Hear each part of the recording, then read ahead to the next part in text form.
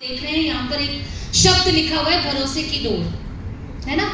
भरोसा शब्द के ऊपर एक स्टोरी है, फिर मैं बताऊंगा इसका मेरे जीवन पे, मेरे और सिद्धार्थ जी के जीवन पे कितना इम्पैक्ट पड़ा, और इस एक शब्द ने हमारी लाइफ में बहुत से मिरेकल्स किए हैं, राइट। तो हम उसकी ही बात करेंगे आज सारे टाइम।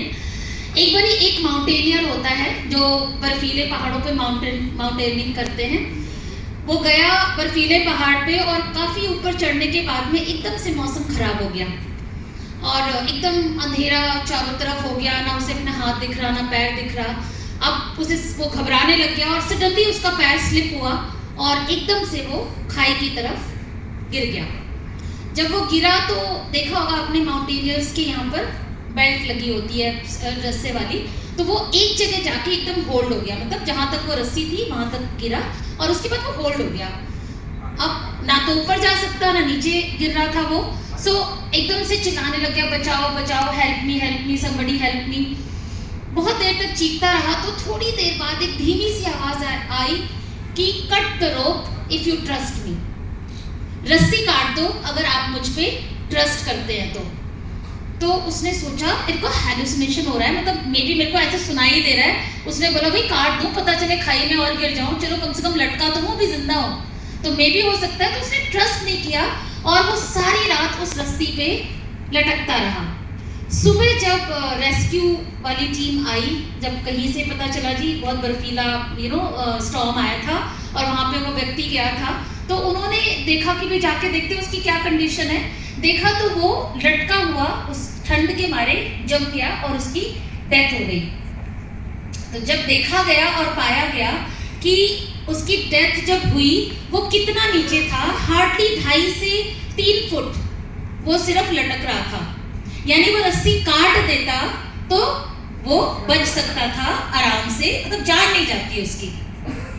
भरोसा ना एक ऐसा शब्द है जहां पर आप वो भरोसे के शब्द के साथ में आप उठना शुरू कर दे। तो किसी ने अगर आपको कहा यार यू कैन डू इट, तो आप देखिए आप में एक एनर्जी आ जाती है। भरोसा शब्द आपको चलने के लिए हिम्मत देता है, भरोसा शब्द आपको आगे बढ़ने की हिम्मत देता है। भरोसा शब्द पे भरोसा करना ना बहुत ही भरोसा इम्पोर्टेंट है, राइट। सो वेस्टीज जो वर्ड है मेरे लिए जो वेस्टीज शब्द है वो भरोसे का सिनोनिम्स है।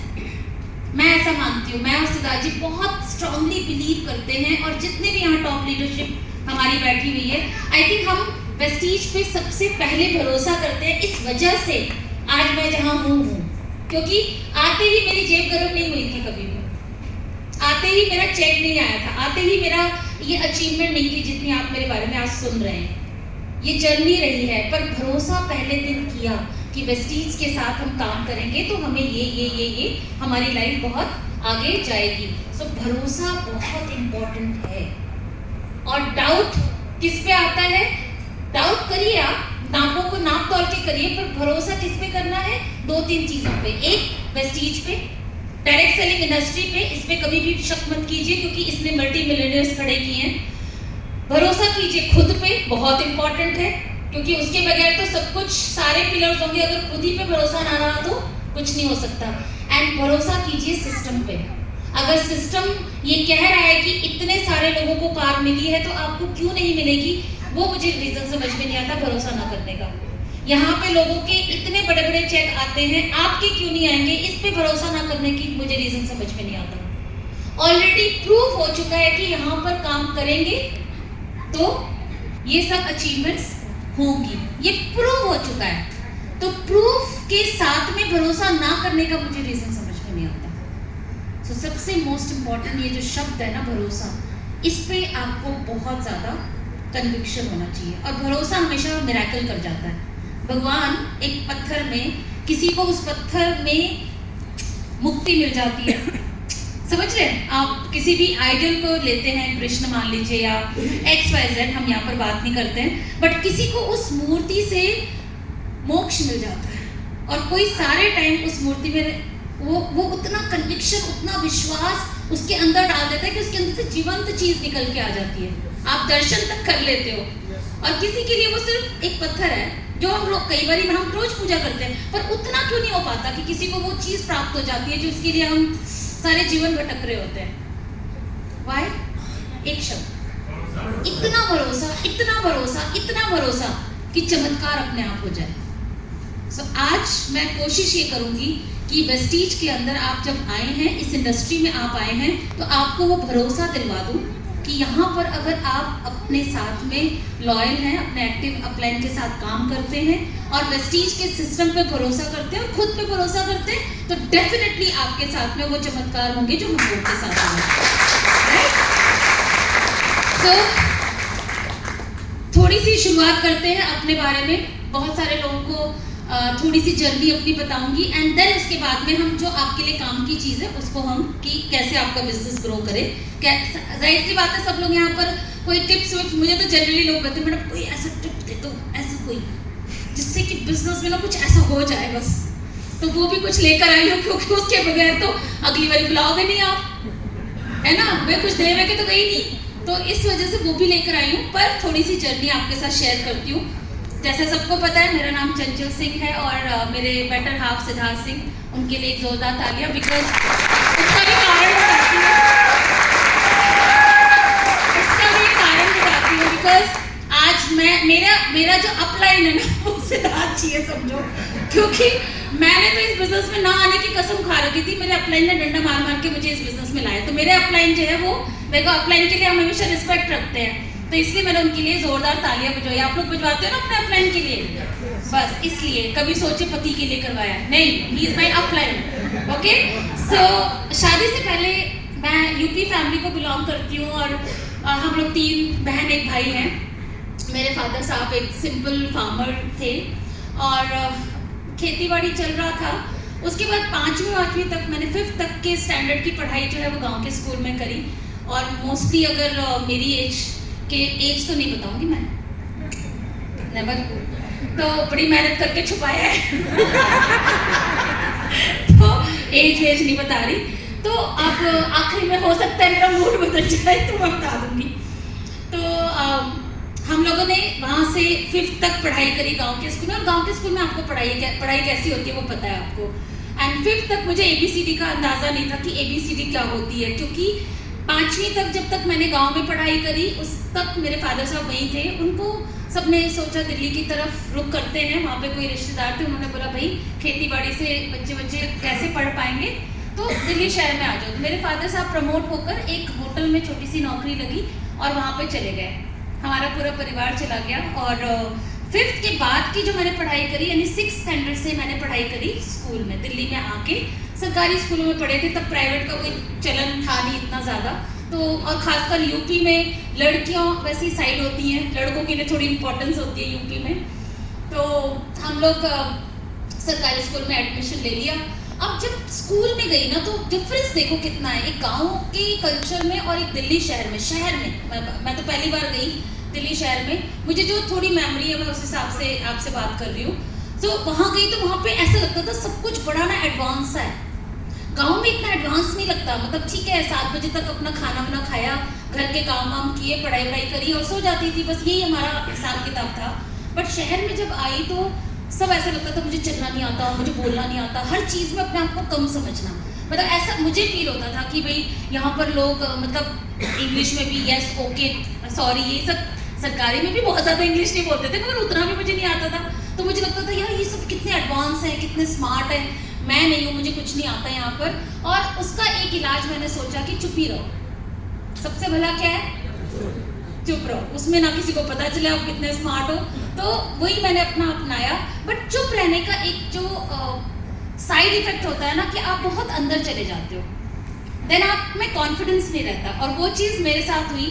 पढ़ाई में बहुत अच्छी थी, पढ़ाई वढ़ाई सब, क्योंकि चुप रहना है, पढ़ाई में इंटरेस्ट भी था, तो मैंने अच्छी पढ़ाई वढ़ाई बहुत अच्छी थी करी वरी। उसके बाद एक बीमारी लग गई जिसको आज के टाइम में कहते हैं इन्फीरियरिटी कॉम्प्लेक्स, हर चीज़ में खुद को अपने आप को कम समझना। तो वो थी मेरे अंदर, बहुत बेसिक रूटेड थी। एंड 12वीं तक पढ़ाई कर ली, बहुत मैंने कहा बहुत मैं क्लास में टॉप अप करती थी उस अपने टाइम में। अब कॉलेज का हुआ और मेरे फादर थोड़े, मेरे आज के फादर तो बड़े अच्छे हैं भैया, आज के फादर को मैं सल्यूट करती हूँ। बट हमारे टाइम के फादर कहते कुछ नहीं थे, मगर थे वो हिटलर टाइप के, मतलब कुछ कभी नहीं डांटते थे। अगर किसी को मतलब अगर अपने फादर साहब को याद करेंगे तो मतलब कभी मेरे फादर ने ऊंची आवाज़ में मुझसे बात नहीं करी होगी। मुझे मुझे जहाँ तक याद है मम्मियाँ ही ज़्यादा क्या कर रही है ये वो, पर मेरे पिताजी कभी नहीं कहते थे। बट उसके बावजूद भी एक दहशत थी उनकी, भाई एक बार ही कुछ बोल दिया तो मतलब वो करना ही है। अच्छा, पहले के फादर कहते थे कि क्या लेना है, मतलब साइंस लेना है कि कॉमर्स लेना है कि आर्ट्स लेना है, पहले फादर साहब डिसाइड करते थे। तो मेरे फादर साहब ने कहा भाई तो आर्ट्स ले ले, तो पढ़ने सॉरी कॉमर्स ले ले, तो पढ़ने में ठीक है तो कर ले, बट क्यों पढ़ना है, एक अच्छा लड़का मिल जाए और शादी हो जाए। हमारे घर में कोई फर्क नहीं पड़ता था कि कितना अच्छा पढ़ रही हो तो कुछ करियर बनाना है, कुछ करना है, ऐसा कोई बात ही नहीं होती थी। और सपना वर्ड ना, हम लोग इस दुनिया में हैं, इस इंडस्ट्री की दुनिया में है तो सपने सपने करते रहते हैं, मगर आप बाहर की दुनिया में देखोगे तो सपने वाली बात होती नहीं है, ये वर्ड से वाकिफ नहीं होता हर कोई। तो मेरे घर में भी कोई बात नहीं होती थी, और ज़्यादा ही कभी मैं बोल देती थी। मैं अपनी मदर को जब देखा करती थी कि मतलब सुबह बेचारी 4 साढ़े 4 बजे उठ जाती थी और सबके लिए नाश्ता बनाना, सब कुछ करना, दोपहर को थोड़ा सा अपना घर का काम निपटाना, रात को फिर से खाना बनाना, फिर से रात को 11-12 बजे अपना समेटना और सो जाना, और ये सदियों से उनका रूटीन था। और आई थिंक अपनी मदर्स, हम सबकी मदर्स का आप देखोगे तो यही एक रूटीन रहा है। और उसमें भी कोई अप्रिसिएशन मैंने नहीं देखा कि कोई कह रहा हो अरे आप इतने सालों से कर रही हैं, ये है वो है। आज हम लोग तो अप्रिसिएशन ले लेते हैं। मेरा बेटा अगर मुझे तारीफ ना करे, तुमने नहीं करी तारीफ, अब आजकल हम माएँ तो ले लेती है, मगर पुरानी वाली माएँ कहती नहीं थी कुछ भी।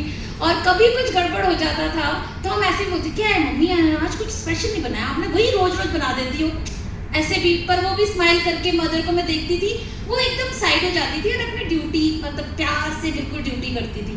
बट मुझे उनको देख के एक चीज़ समझ में आ गई थी कि मुझे हाउस वाइफ नहीं बनना। मेरे को ऐसा लगता था नहीं मुझे हाउस वाइफ नहीं बनना, क्योंकि कोई अप्रिसिएशन ही नहीं है, और कभी कोई गड़बड़ हो जाए तो और ताने और सुन लो थोड़े से।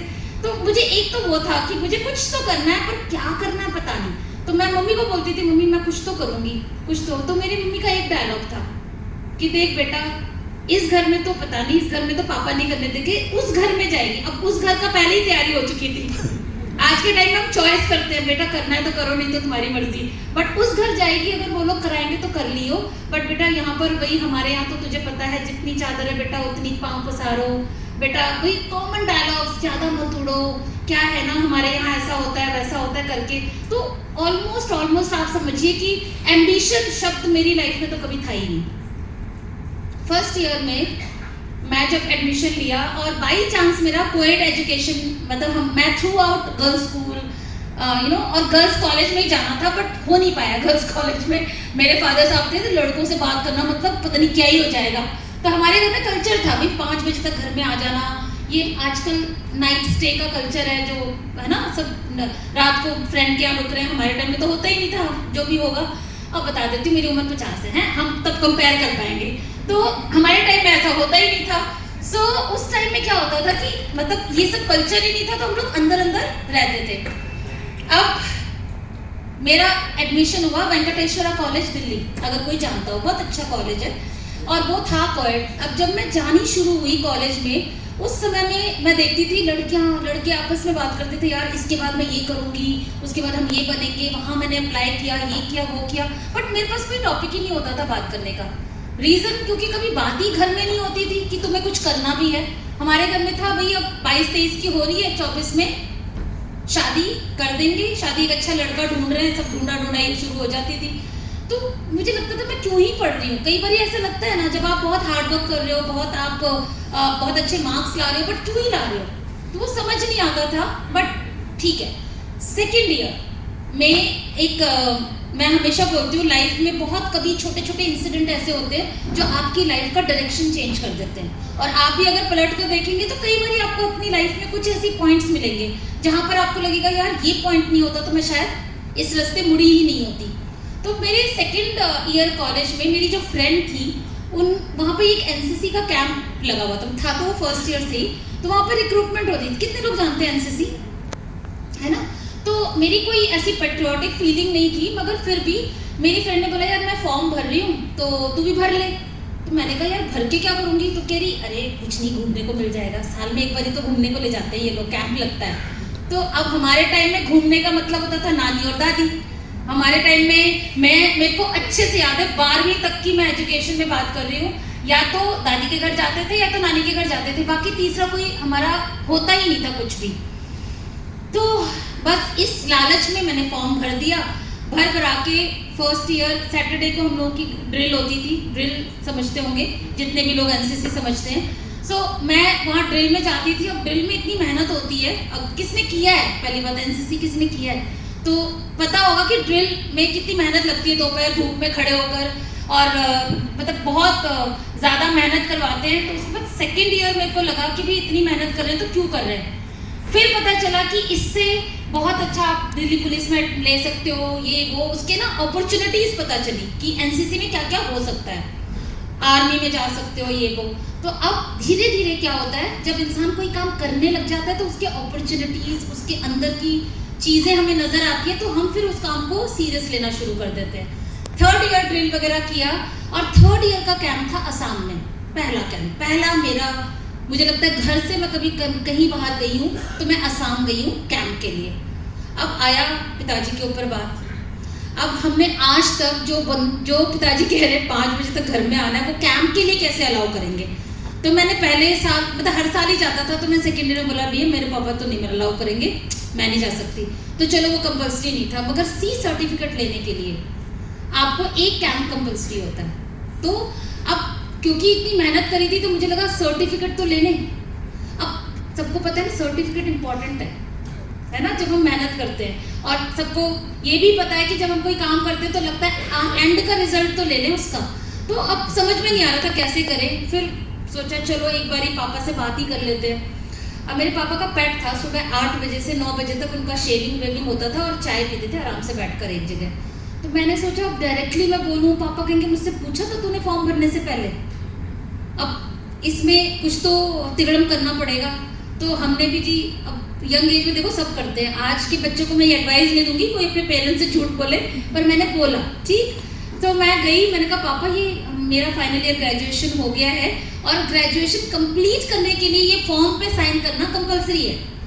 तो पापा ने बोला अच्छा क्या है ये, क्या नया चला है क्या। मैंने बोला हाँ पापा, एग्जाम तो देना ही है कॉलेज का, मगर साथ में ये वाला भी है और इसके 7 दिन का कैंप होता है, वो भी कंपलसरी है, तभी मेरी ग्रेजुएशन होगी। अब ग्रेजुएशन नहीं होगी तो शादी नहीं होगी मेरी। तो पापा ने क्या बोला कि भैया चलो ठीक है, ग्रेजुएशन तो करने के लिए कंपलसरी है। उन्होंने ना चुपचाप साइन कर दिया और बोला ठीक है तो कर ले, ठीक है।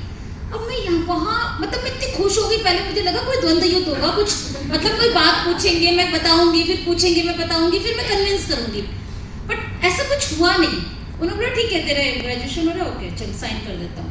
साइन किया तो मुझे एक चीज़, हालांकि बहुत छोटा पॉइंट है, मे बी आपको नेग्लिजिबल दिखे, मगर उसके बाद मैंने कुछ चीज़ें अपनी ज़िंदगी में खुद से करनी शुरू करी, इसलिए मैं आपको ये बात बता रही हूँ। पापा ने साइन करा और उसके बाद मैं लेके गई एंड मैं गई, 7 दिन के कैंप वैम्प करके आ गई। और मैंने घर आके ये सोचा कि पहले साल मैंने खुद से खुद को क्वेश्चन किया, खुद से खुद का आंसर दे दिया, जी पापा नहीं मानेंगे। सेकेंड ईयर खुद से खुद का क्वेश्चन किया, खुद से खुद का आंसर दे दिया कि पापा नहीं मानेंगे। थर्ड जब प्रेशर पड़ा कि भाई नहीं अब तो करना पड़ेगा, तो कुछ हुआ नहीं। मतलब कितना इजी था कि मैं फर्स्ट ईयर भी जा सकती थी, कितना इजी था कि मैं सेकेंड ईयर भी जा सकती थी, और थर्ड ईयर तो मैं गई। तो मुझे एक चीज़ समझ में आई कि ज़िंदगी में कभी भी कोई भी काम करने से पहले मैं पहले कोशिश करूँगी, खुद से खुद की कन्वर्सेशन कभी नहीं करूँगी। और ये चीज़ मैं बताती हूँ, ये चीज़ बहुत इम्पॉर्टेंट है। हम कई बारी खुद से खुद की बातचीत कर रहे होते हैं, नोट कीजिएगा इसको, बहुत माइन्यूट सी बात है, मगर हम सोचते हैं यार हमने किया, अगर हम फेल हो गए तो, यू नो हमने ये काम किया अगर ऐसा हो गया तो, ये हो गया तो और तो का आंसर हम खुद ही को दे देते हैं और उस जगह पे ही टिके रह जाते हैं। सो पहले कर लीजिए तो बाद में भी आ जाएगा, राइट। सो ये चीज़ मैंने वहाँ से सीखी और तब से मेरी लाइफ में छोटे छोटे मैंने डिसीजंस लेने शुरू किए। अदरवाइज मैं बड़ी प्यारी बेटी थी अपनी पापा की, हाँ जी हाँ जी हाँ जी हाँ जी, ऐसा बच्चा सबसे प्यारा होता है। आज भी हमारा बच्चा हाँ जी करता है, अरे मेरा बेटा और मेरी बेटी है ना, कि क्योंकि वो हाँ जी कर रहा है, कोई हमारे साथ वार्तालाप नहीं कर रहा। थर्ड ईयर जब कैंप होकर आई तो उस समय जो थी, क्योंकि देखो साइड की बात है, थोड़े से डिसीजन लोगे तो थोड़े पर आ जाएंगे, पर लड़कियों के हिसाब से मैं बोल रही हूँ, तो थोड़े से मुझे लगा कि ओके नाउ मैं ज़िंदगी में कुछ करना चाहती हूँ, और कुछ क्या था मुझे बिल्कुल क्लियर नहीं था कि मैं क्या करना चाहती हूँ। अल्टीमेटली मेरे फादर साहब ने बोला कि टीचिंग बहुत अच्छा होता है, तो टीचर बनने की सोची, उससे ज़्यादा कॉर्पोरेट वर्ल्ड में नहीं घुसी हो। पता नहीं किसने उनको बता दिया था बेकार होता है, ये होता है, वो होता है, एक्सप्लॉयटेशन होती है, फलान ठिकाना। तो मैंने कहा अच्छा पापा ठीक है। अब बात आई 3rd ईयर में एक और द्वंद्व युद्ध की। वो थी मेरी मुलाकात हुई हमारे जो बेटर हाफ हैं, जिनके विषय में हमारे अपलाइन जो भी बोलो आप उनसे, सिद्धार्थ जी से मुलाकात हुई। और सिद्धार्थ जी से जब मुलाकात हुई तो फिर तो सब चेंज कैसे? मैं सिद्धार्थ जी से जब भी मिलती थी, जब भी हम लोग मिलते थे, हमेशा वो इतनी बड़ी बातें करते थे कि ऐसा लगता था बस मतलब इनसे फेंकूं तो कोई है ही नहीं। इतनी बड़ी बातें। मतलब मैं बताती हूँ क्यों। स्कूटर पे आते थे, मेरे फादर इन लॉ का एक स्कूटर हुआ करता था। अब बाइक तो मम्मी ने दिलाया नहीं था, मेरी मदर इन लॉ बहुत स्ट्रिक्ट थी कि भाई खुद के पैसे होंगे तभी लियो, तब मैं तुझे दिलाऊंगी मतलब। तो वो आते थे स्कूटर पे और मेरे से हमेशा बातें करते थे, यार हम ना ऐसे करेंगे, हम स्विट्जरलैंड जाएंगे, हम ऑस्ट्रेलिया जाएंगे, है ना ऐसे। और मेरे को लगता था अच्छा भाई चलो, वो लड़कियों को पटाने के लिए थोड़ा बहुत बोल देते, कोई बात नहीं, वो तो ग्रेस मार्क है उनके लिए। पर जब ये बोलते थे मैं मर्सिडीज लेंगे यार, हम ऐसा करेंगे, मैं ऑडी BMW ऐसा वैसा, तो मुझे लगता था मतलब खुद तो स्कूटर पे आ रहा है ना। और मतलब थोड़ी 4 पहिए की गाड़ी की इमेजिनेशन तो फिर भी हो जाती है, मतलब सीधे हाई एंड की बात कर रहा है। और उस हाई एंड में भी बिलीव मी, मतलब अभी सिद्धार्थ जी कहते हैं पब्लिकली मत बोला कर, मतलब 100 रुपये कभी कभार पेट्रोल का मेरे से ही लेते थे, यार दे दे मैं तुझे 2-4 दिन बाद दे दूंगा। तो ऐसे में आप सोचिए सपना, और मुझे उस टाइम ऐसा लगता था कि ये फेंकता कितना है। तो ट्रस्ट भी बनाना बड़ा मुश्किल हो गया था शुरू में कि भाई इतना फेंक रहा है, पता नहीं कितना लेके जाएगा, मुझे कहाँ तक और कहाँ मैं बात करूंगी। बट डेफिनेटली थोड़े टाइम बाद उन्होंने मुझे वो चीज़ दिखाई कि कहाँ से वो थॉट प्रोसेस उनका डेवलप हो रहा है। तो मेरे से पहले, इस बिजनेस में आने से पहले, शादी से भी पहले सिद्धार्थ जी ऑलरेडी डायरेक्ट सेलिंग का हिस्सा थे। तो जब वो ऐसे इवेंट में जाते थे तो मैं ये देखती थी कि भाई वहाँ पर सब ऐसी बड़ी बड़ी बातें कर रहे हैं, यहाँ पर कोई छोटी बात तो करता नहीं है। अभी ये वो तो मुझे लगता था ओ हो मतलब ये वो जगह है, सोर्स जहाँ से इनके पास ये बातें जा रही हैं। और थोड़े टाइम बाद मैंने ये देखा सिद्धार्थ जी को 1-1.5 साल के कोर्टशिप में कि ये बंदे के अंदर कितना ग्रोथ आया है, starting from the sitting audience से लेकर स्टेज तक इतनी ग्रोथ, और इतना ज़्यादा अच्छे ट्रेनर तक हो गए थे। बहुत टीम भी डेवलप हो गई। मैं पिछली कंपनी की मैं बात कर रही हूँ तो टीम अच्छी बना ली थी। और मैं हमेशा बड़े इवेंट्स में मुझे कॉल करते थे कि आके देखियो आज मेरा इवेंट है और ये वो। तब मैं टीचिंग प्रोफेशन में चली गई थी। 11th-12th को मैं मैथ्स और इकोनॉमिक्स पढ़ाती थी प्राइवेट स्कूल में। तो जब मैं आनी शुरू हुई तो मुझे अच्छा तो माहौल लगता था, क्योंकि यहाँ पर इतना शोर शराबा, वैसे ऑफिसों में जाओ तो कितना सैड सा माहौल होता है। सॉरी है, आप यहाँ जो ऑफिस वाले हैं वो अपने ऊपर ना लें, बट हमारे यहाँ पर आप देखो तो धड़ तालियां, सीटियां और एंजॉयमेंट, और इतना बढ़िया, और काम भी कर रहे होते हैं हम। तो मैं बोला यार बढ़िया तो काम है वैसे, बट मुझे ये लगता था इतना अच्छा तो मैं नहीं बोल सकती, इतना मतलब ये भी एक फियर है कि इतना अच्छा नहीं बोल सकती। पर मैं आपको सही बताऊं, यहाँ अच्छा बोलने की कोई ज़रूरत नहीं है, यहाँ पर नॉलेज हो जाएगा आपको, तो आप ऑटोमेटिकली अच्छा बोलना शुरू कर देंगे। तो जज मत करिए अपने आप को कभी, राइट। सो ऐसे धीरे धीरे अब आया दूसरी जो 3rd वर्ल्ड वॉर, अभी तक हुआ नहीं है, हमारी हो गई थी। तो अब बात आई शादी की। अब शादी की बात आई तो कौन बोले, अब फिर पिताजी के साथ वही कहानी। अभी इतनी मुश्किल से तो एक ट्रिप के लिए साइन करवाया था झूठ बोलकर। अब मुद्दा हुआ कि कैसे बात रखी जाए, क्या किया जाए। अब उसमें मेरे पापा को बताया गया जैसे तैसे, इनडायरेक्ट, और उसमें पता चला, पापा ने बोला क्या करता है लड़का। तो मैंने ऐसे दबी जुबान बोला वो ना डायरेक्ट सेलिंग में है, नेटवर्क मार्केटिंग में। अच्छा ये क्या होता है? पहले बात तो किसी को पता ही नहीं कि होता क्या है, ये क्या होता है भी, डॉक्टर इंजीनियर कुछ होता तो सोचता भी। अब कह रहे ये क्या होता है, नौकरी है कोई? मैंने बोला नहीं पापा ये नौकरी नहीं है, बिजनेस है, बहुत बड़ा है, उसमें बहुत ये है, लोग लाखों रुपए कमा रहे हैं। उस टाइम में बात कर रही हूँ, आज के टाइम में लाख रुपया is very easy to say, but that time it was very difficult to say. Lakh रुपये, अच्छा अभी क्या आ रहा है उसका? तो मैंने बोला पापा अभी 45-50 तब उस टाइम आ रहा था सिद्धार्थ जी का। तो मैंने कहा इतना आ रहा है, अच्छा मैं पता करता हूँ। तो भाई ऑब्वियसली एज अ फादर वो पता करेंगे। उन्होंने अपने सो कॉल्ड रिश्तेदार और फ्रेंड से बात किया होगा। अब जी आपको पता है जब हम इस इंडस्ट्री के बारे में किसी से बात करते हैं तो कितनी अच्छी अच्छी बातें सबसे सुनने को मिलती है, बट वही चीज़ सुनने को मिली, वो कह रहे इधर आ, तू उस दुनिया की सबसे बड़ी गलती कर रही है। तो मैंने कहा ये भगवान ही क्या ही सुन के आ गए।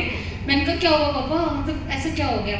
तो ही सेड कि मैं ऐसा सुन के आया हूँ, मेरे मतलब एक ने नहीं कई दोस्तों ने ये बात कह दी मुझे, और चंचल अभी भी सोच ले तुझे, मतलब हमारी तरफ से तो तू ना कर, लड़का कुछ नहीं करता समझ ले। उन्होंने मुझे ये बताया, उनके बहुत क्लोज एक फ्रेंड थे, उन्होंने ये बताया, अंकल ने तेरे बताया कि दुनिया में जब कोई किसी लायक नहीं बचता कि कोई काम नहीं है, तब वो इस इंडस्ट्री को ज्वाइन करता है। वो जो तू कह रही है नेटवर्क मार्केटिंग और ये वो, मत कर शादी और 6 महीने में तू वापस आ जाएगी। तो मुझे डर भी लगा, मैं सही बताऊँ आपको, क्योंकि मुझे नहीं पता था कि ये इंडस्ट्री इतनी पावरफुल है। दूर से मुझे बहुत अच्छी लगती थी, सिद्धार्थ जी की ग्रोथ देखी थी, पर क्योंकि फादर है मैं उनकी बात भी ऐसे एकदम से इग्नोर नहीं कर सकती, तो मुझे लगता था पता नहीं यार मतलब क्या लूँगा डिसीजन। फिर आपको पता है प्यार अंधा होता है तो शादी कर लो, ठीक। और शादी जब हुई उसके बाद मेरी मदर इन लॉ, मैं बोलती हूँ हमेशा that she is my idol. जो कुछ भी मैं जानती हूँ, मेरी मदर ने मुझे पैदा किया, मुझे अच्छे संस्कार दिए, मेरी नर्चरिंग करी बहुत अच्छा, पर मेरी मदर इन लॉ ने सिखाया है कि मुझे दुनिया समाज में कैसे रहना है और अपने आप को फाइनेंशियली इंडिपेंडेंट क्यों रखना है और ग्रोथ कैसे करनी है लाइफ में, हमेशा उन्होंने मुझे टीच किया। तो जब मैं आई इस घर में शादी करके तो उन्होंने मुझसे कई सारे क्वेश्चंस किए, और मैं सबसे यहाँ एक प्रश्न यहाँ करना चाहूँगी और उसका आंसर भी मैं आपको दूंगी जो मेरे साथ पूछा गया, और आपको बहुत हेल्प करेगा कि क्यों एक फैमिली इस बिजनेस में इन्वॉल्व होनी चाहिए। वेरी इंपॉर्टेंट कि जब आप हस्बैंड वाइफ, इनफैक्ट आपके भाई बहन कोई भी अगर आता है तो ये आपका फैमिली बिजनेस हो जाता है। जब एक फैमिली बिजनेस के साथ में आप किसी के यहाँ प्रोस्पेक्टिंग करने जाते हो या प्लान रिप्रेजेंट करने जाते हो तो आपका भार बहुत बढ़ जाता है। एक बैचलर किसी को समझाता है और एक कपल समझाता है, कितना फर्क आता है ना? आता है ना? Because it is a psychology कि मियाँ बीवी दोनों कर रहे हैं, इसका मतलब सीरियस है, ऐसे मतलब इजी वाला गेम नहीं है, right? It is important, but ऐसा नहीं है कि अगर लेडी कर रही है तो वो सक्सेसफुल नहीं हो सकती और मेल कर रहा है तो वो सक्सेसफुल नहीं हो सकता। मैं ये नहीं कहना चाह रही हूँ, बट अगर आप इन्वॉल्व कर सके तो वाइफ को कीजिए और हस्बैंड से, मतलब मेरी ये रिक्वेस्ट रहेगी, और अगर वाइफ अकेली कर रही है तो कोशिश कीजिए कि हस्बैंड भी इस इंडस्ट्री को समझे और आपको सपोर्ट करे। इससे 2 बातें होंगी, एक आपके बिजनेस की वैल्यू क्रिएट होती है और ज़्यादा, एंड दूसरी होती है आपका कॉन्फिडेंस, आपका जो बैकअप है ना बड़ा स्ट्रांग हो जाता है, एंड इससे आपको बिजनेस करने में बहुत मदद मिलती है। तो मेरी मदर इन लॉ ने 3 प्रश्न किए मुझसे, क्या करना चाहती हो, क्योंकि टीचिंग में छोड़कर आई थी, मेरे मायके और ससुराल में 1.5 घंटे का फर्क था, तो वहाँ मैं कंटिन्यू कर ही नहीं सकती थी, तो छोड़ के आई थी। मैंने बोला मम्मी नहीं, मेरे को तो टीचिंग ही ठीक है, क्योंकि मैं इनके जैसा नहीं बोल सकती। मेरा पहला डर जो था ना वो बोलना था, और आप भी बिलीव नहीं करोगे, है ना, क्योंकि इतना ही बोले जा रही हूँ कब से, ठीक है। तो ये डर मुझे बहुत पीछे ले गया, राइट। मैंने बोला नहीं हो पाएगा, तो उन्होंने बोला अच्छा ठीक है, जब तक आप नौकरी ढूंढ रही हो या जब तक आपकी नौकरी लगेगी तब तक आप एक ट्राई कर सकती हो। मैंने बोला क्या? तो उन्होंने मुझे बोला सिर्फ इवेंट में जाओ, जहाँ सिद्धार्थ जा रहे हैं, जहाँ पर हम लोग जा रहे हैं, आप वहाँ जाते रहो। तो मैंने बोला अच्छा हाँ वो मैं कर सकती हूँ, जब तक भाई मेरी नौकरी मैं ढूंढ रही हूँ, जब तक नहीं मिलेगी तो मैं आपके ऐसे इवेंट्स बहुत होते रहते हैं, आपको पता है। मैं इन इवेंट्स में जाना शुरू हुई और धीरे धीरे मुझे लगा कि ये सारे लोग एक ही बात तो बोलते हैं, कंपनी का प्लान एक ही तो होता है, प्रोडक्ट की इंफॉर्मेशन एक ही तो होती है। हम क्या 100 बारी अगर ये मीटिंग होगी तो 100 बातें, मतलब 100 तरीके से तो नहीं बोलते ना हम लोग। अगर स्पिरुलिना ही रहेगा ना, 100वीं मीटिंग में भी और पहली मीटिंग में भी स्पिरुलिना ही रहेगा, फ्लेक्स ही रहेगा, प्लान ही रहेगा, यही होता है। मुझे 5-7 मीटिंग में ये समझ में आया कि जब सेम चीज है तो क्या मैं सीख के नहीं कर सकती? क्या मैं वो जो ये बोल रहे हैं अगर ये बार बार ही बोलना है तो मैं सीख के नहीं कर सकती? ये कोई रॉकेट साइंस तो है नहीं। ये विश्वास आया इस तरीके के इवेंट्स में आने से, और जो लोग यहाँ इवेंट्स में नहीं आते ना वो इस बिजनेस में स्टे भी नहीं कर सकते, क्योंकि बाहर बहुत कुछ है नेगेटिव, बट जब आप यहाँ आते हैं तो आपको प्रैक्टिकलिटी समझ में आती है कि यार इस बिजनेस में ऐसा क्या मुश्किल है जो मैं नहीं कर सकती। यहाँ पर एक लेडी, मुझे उस टाइम में मुझे याद आ रहा है अभी, एक लेडी जो कह रही थी कि मैं पल्ले में हूँ, मैं पल्ले से निकल के मैं इस बिजनेस को देखा और मैंने घर से शुरुआत करी और आज वो टॉप अर्नर थी उस कंपनी की। तो मुझे लगा यार मैं पढ़ी लिखी और मैं क्यों नहीं कर सकती। आपको क्वेश्चन आता है कि व्हाई कांट आई डू, मैं क्यों नहीं कर सकती हूँ, और ये प्रश्न जब आ जाता है ना तो आपको आंसर यही इस इवेंट में मिलना शुरू हो जाता है। तो मुझे लगा कि हाँ, मतलब फिर मैंने थोड़े टाइम, मुझे नौकरी नहीं मिली बाई चांस, तो मैंने मम्मी को बोला मम्मी मैं देखती हूँ करके, थोड़े दिन मैं ये भी करके देखना चाहूँगी। इवेंट में आते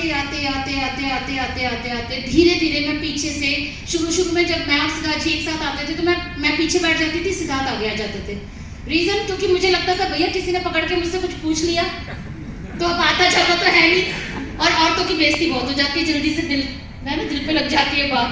तो मुझे लगता है किसी ने पूछ लिया तो फिर मैं जवाब नहीं दे पाऊंगी, और नहीं होगी तो भाई अपनी बेइज्जती हो जाएगी, तो बेइज्जती से बेहतर पीछे बैठूं। पर धीरे धीरे इस इवेंट ने, और इसलिए मैं बोलती हूँ मैं इस इवेंट की प्रोडक्ट एक्चुअली, मैं यहाँ पर आती रही, करती रही, सीखती रही, और यहाँ से आपके पास यहाँ तक आ गई हूँ। तो मैं पीछे बैठते हुए आती रही, यहाँ पर करती रही, और धीरे धीरे इस बिजनेस में इन्वॉल्व हो गई। तो मैं बोलती हूँ कि ये सिस्टम आपको वो बना देता है जिसके आप वर्थी हो।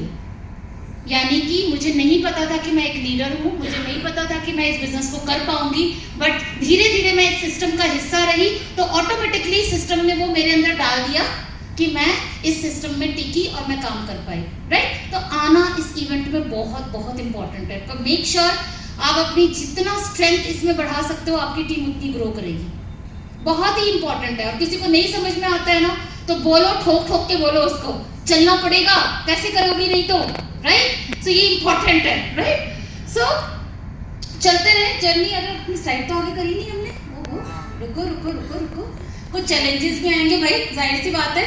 तो सबसे पहला चैलेंज तो था कि इस इंडस्ट्री पे बिलीव ही नहीं था, किसी को भी नहीं था। मैं बात कर रही हूँ 1998 की। 1998 में शुरुआत करी थी इस इंडस्ट्री की, तो आज लगभग कितने साल हो गए? हो गए। तो बहुत सारे लोग कहते हैं जी हमें, वो जी आप और सिद्धार्थ से बड़े लकी हैं जी, है ना, बहुत ही लकी हैं जी, आपका इतना नाम है जी, आप इतना पैसा कमाते हैं जी, ये है वो है।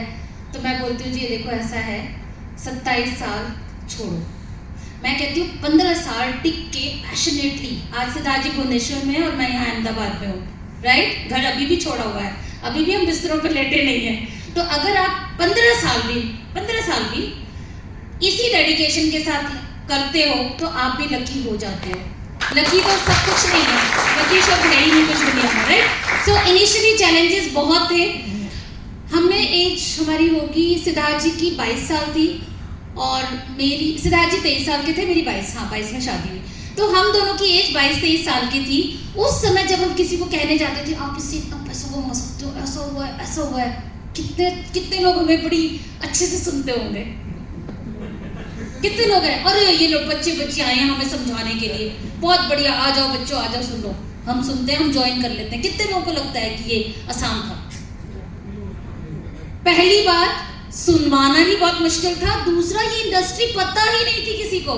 तो हम बाहर वालों का एग्जाम्पल देते थे, फलानी जगह पे इससे सबने प्राइवेट जेट ले लिया, तब हम बहुत एग्जाम्पल देते थे, प्राइवेट जेट ले लिया उसने, बीच के आगे उसका घर है, उसकी टांगे नहीं है, वो जो फोटो दिखाते थे, आई थिंक आपको याद होगा, राइट। और ऐसे बहुत सारे, तो बाहर की एग्जाम्पल दे के हम इतना ज़्यादा इसको साबित करते थे कि ये इंडस्ट्री है भाई, इसमें पैसा है।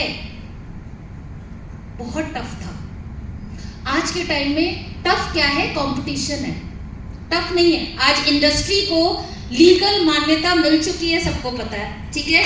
मोदी जी ने इसको एक ऐसी अपॉर्चुनिटी बताई है कि जहां पर इतने सारे लोगों को रोजगार मिलता है। बहुत ही ज्यादा रिस्पेक्टफुल ये बिजनेस है आज की इंडस्ट्री में।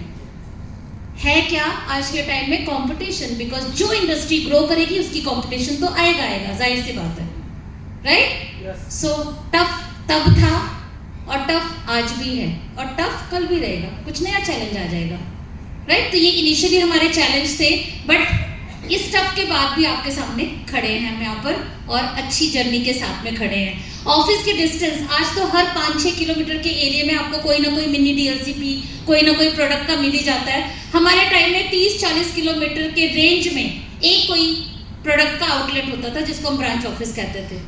और मैं रहती थी मयूर विहार और जाना पड़ता था 45 किलोमीटर रजौरी गार्डन, अगर कोई दिल्ली को समझता है तो, राइट, और जाना आना।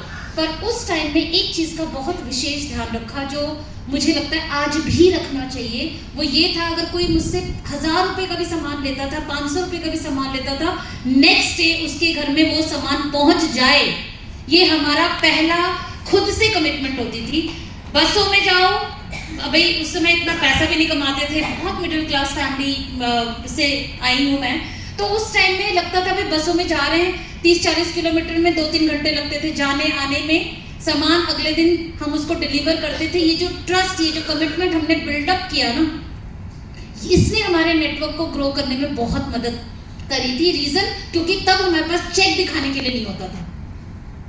तो सर्विस जब आप देते हो तो बंदा क्या सोचता है, यार ये मतलब जेन्युइन है, मतलब फटाक से मेरा कोई चीज होता है, और आपको पता है राजा है हमारा कस्टमर, तो उसको सेटिस्फाइड कर दिया तो सब ठीक है, राइट। सो इतना ज़्यादा ऑफिसेस के डिस्टेंस, हमारे उस समय में ऐसी अपॉर्चुनिटी मीटिंग्स होती थी, उस समय बहुत ही चैलेंज होता था, इतनी दूर किसी को पकड़ के लेके जाना बहुत ही डिफिकल्ट होता था। अभी तो आप देखो तो जगह जगह पे हमारे इस तरीके के मतलब होम मीटिंग्स भी हो रहे हैं, सब कुछ हो रहा है। सो डिस्टेंस बहुत बड़ा इशू था उस time. People don't turn up, वो पहले भी होता था, आज भी होता है और कल भी होता रहेगा, जो नई जनरेशन आने वाली है। और ऐसे ऐसे इंसिडेंट होते हैं ना कि अब हंसी आती है, उस टाइम तो पता नहीं हमने झेल भी कैसे लिया। अब मैं, मम्मी और सिद्धार्थ जी, हम तीनों अपनी अलग अलग कॉलिंग करते थे। कॉलिंग करते ना हम लोग, जब हमारा CNT होता है वहाँ पे हम कुछ और बोलते थे। तो जब हमारी CNT होती थी तो उस टाइम हम क्या करते थे कि भाई 10 कॉल तुमने करनी है, 10 तुमने, 10 तुमने, टोटल मिला के हमारे 10 तो होने चाहिए उस मीटिंग में। थर्सडे को होता था हमारा बिजनेस अपॉर्चुनिटी मीटिंग, हम तीनों ने किया। उसके बाद भाई सबके पास तो गाड़ी थी नहीं, हमारे पास मारुति 800 हुआ करती थी उस टाइम, मेरे फादर इन लॉ की, वो भी उधारी पे लेनी पड़ती थी जब हमारी एनिवर्सरी होती थी या बर्थडे होता था, जब हमें जाना होता था। तो हम लोग स्कूटर, ज़्यादा से ज़्यादा स्कूटर, नहीं तो बसों में अपना काम चल जाता था।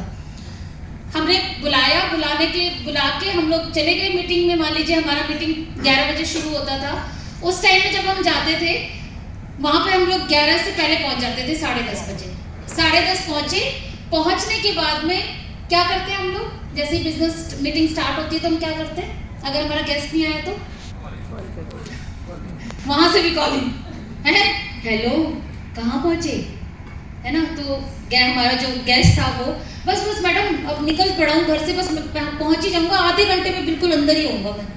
अच्छा जी ठीक है, ओके। आधा घंटा बीत गया, अब हमें लगता है फिर चुल मचती है, फिर क्या लगता है, एक फ़ोन तो घुमा ही लेना चाहिए। अब फिर पूछते हैं कि कहाँ है, जबकि हम स्ट्रिक्टली अब ट्रेनिंग में कहते हैं किसी को कॉल करने की जरूरत नहीं, आना होगा आएगा, नहीं आना होगा उसकी मर्जी, ठीक।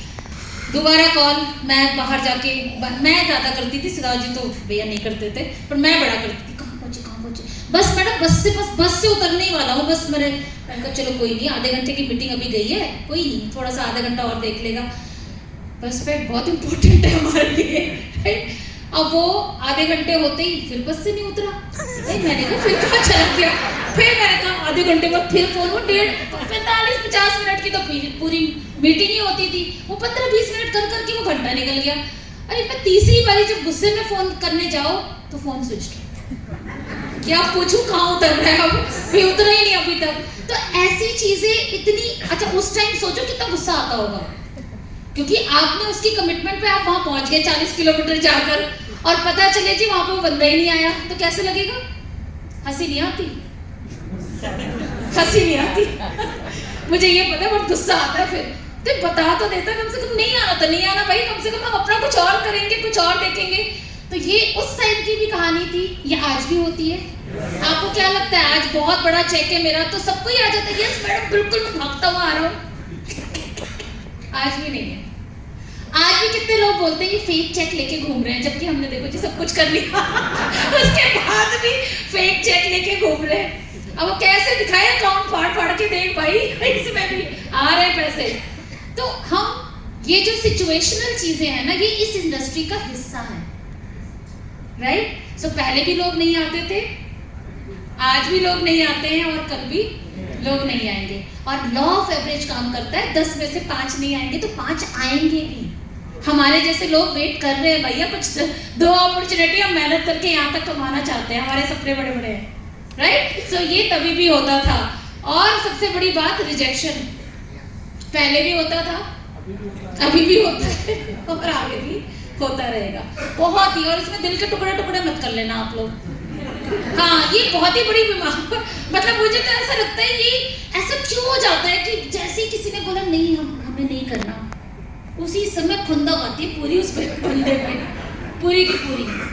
अब सारी दुनिया में अगर टीचर नहीं है, सारे डॉक्टर नहीं है, सारे इंजीनियर नहीं है, सारे इसी हमारी इंडस्ट्री में बस हाजिर हो जाए, ऐसे तो कैसे कर सकते हैं हम लोग? लॉजिकल बात है ये तो। आने चाहिए, सब आने चाहिए। सब आएंगे तो हमारे बच्चों को कौन पढ़ाएगा? सब आएंगे तो हमारा हॉस्पिटल कौन देखेगा ना? सब आएंगे तो सारे इंजीनियर्स काम हो जाएंगे। तो प्लीज मेक श्योर, ये एक मेन पॉइंट है जिससे लोग बिजनेस को 90% लोग बिजनेस को छोड़ के चले जाते हैं, सिर्फ एक रिजेक्शन पे। ऐसा होता है? होता है? बाकी यहाँ गोलियां तो चल नहीं रही कि भाई तुम आए, तुमने नहीं करा, ठीक है गए।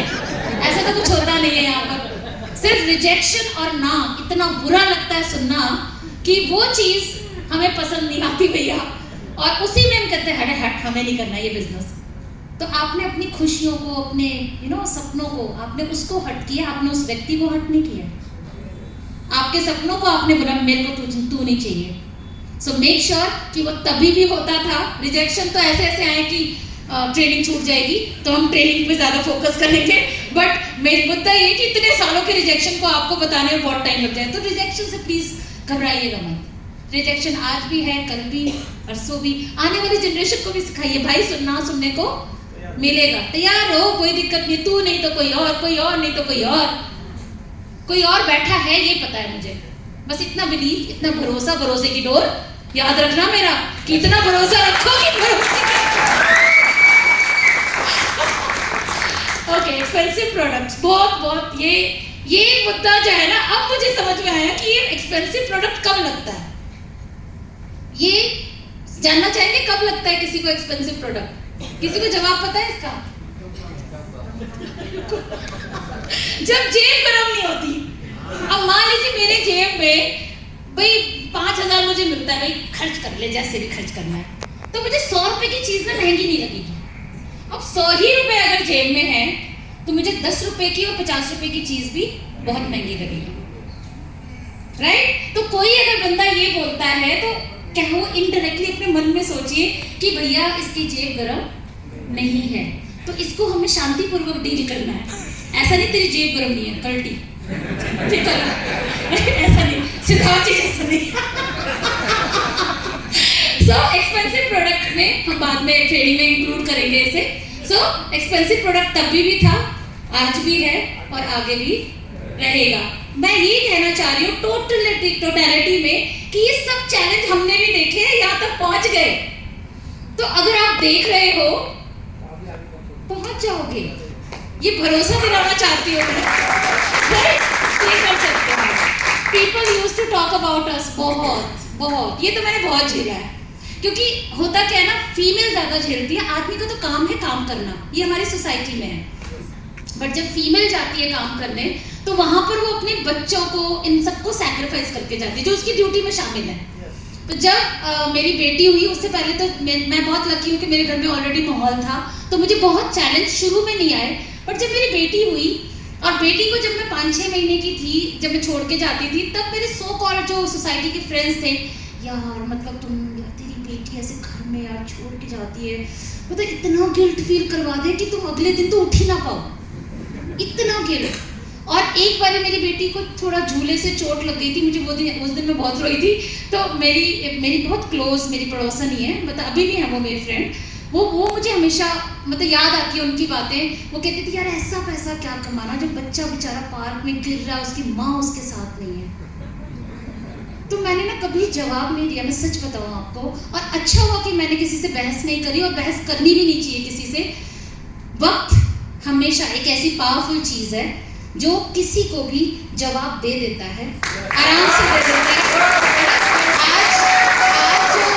आज वही फ्रेंड है, मैं नाम नहीं ले सकती ना पब्लिकली, एक तो ये रिकॉर्डिंग का सिस्टम बड़ा गड़बड़ चल गया, अब पता चले उड़ते उड़ते उस पर बात चली गई, कहेगी अच्छा ऐसा बोला, तो नाम नहीं ले रही हूँ। पर वो आज मुझे ये कहती है यार तेरी लाइफ बड़ी बढ़िया है, तेरा बच्चा यहाँ पढ़ रहा है, तेरा ऐसा है, तेरा वैसा है, ये है, तू तो बड़ी पॉपुलर सी हो गई, इंस्टाग्राम पे क्या छाई हुई है। ये सब कब आया? जब आपने उन नेगेटिव चीज़ों को यहाँ रखा, उसको चैलेंज लिया, दुख ही नहीं हुए, चैलेंज लिया, और इसलिए हम अपने आप को ढीठ बोलते हैं। और ढीठ का मतलब ये नहीं होता कि आपको तकलीफ नहीं होती है, ढीठ का मतलब ये बिल्कुल भी नहीं होता कि आपको तकलीफ नहीं होती है, बट उस तकलीफ को कितनी चैलेंज वे में आप रिवर्ट बैक करते हो, वो ढिठाई पे निर्भर करती है। किसी की चीज आने नहीं देते हम, यहाँ से शील्ड है हमारी, तो आप जो कुछ भी कहते हो वो आप जानो, बट हमें पता है हमें कहाँ जाना है, हमें क्या अचीव करना है। मुझे बहुत अच्छे से क्लियर था कि 8 महीने की बच्ची मेरी ये नहीं समझती कि उसका बर्थडे सेलिब्रेट किया कि नहीं किया, बट वही बच्ची 12, 13, 14, 15 साल की जब होगी ना, उस टाइम वो बर्थडे भी समझेगी, उस टाइम वो अच्छे कॉलेज में जाना चाहेगी तो मुझे रोकूंगी नहीं, उस टाइम जो वो चाहेगी वो मैं दे पाऊँ, तो मुझे आज निकलना है। और ये एक रीजन था मेरे पास बहुत बड़ा कि मैं इस बिजनेस में टिकी रहूं और काम करती रहूं, और मुझे दूसरों की परवाह नहीं करनी है, सिंपल। तो ये आज सबसे अच्छी बात पता है क्या है, कोई करके देखेगा कि मैंने जो कि बच्ची, मेरे दोनों बच्चे इसी में पैदा हुए हैं, बड़े हुए हैं, इतनी रिस्पेक्ट देते हैं ना आपके बच्चे, इतनी रिस्पेक्ट देते हैं। रीजन बिकॉज वो देखते हैं हमें हार्ड वर्क करते हुए।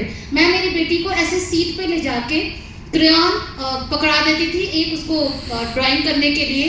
मैं और सिद्धार्थ जब टेस्टिमोनियल के लिए ऊपर जाते थे तो हमारे पीछे पीछे पीछे पीछे आ जाती थी, and she doesn't have any stage fear, because बचपन से वो, और आके ऐसे हमारे बीच में ही खड़ी हो जाती, बोलती नहीं थी पर ऐसे खड़ी हो जाती थी कि पापा मम्मी जा रहे तो हम भी जा रहे हैं। इस बिजनेस में ना बच्चों को, खासकर मैं फीमेल को ये बात बोल रही हूँ, अगर किसी के बच्चे हैं उनको रोड़ा मत सोचिएगा कि वो they are hindrance for your success.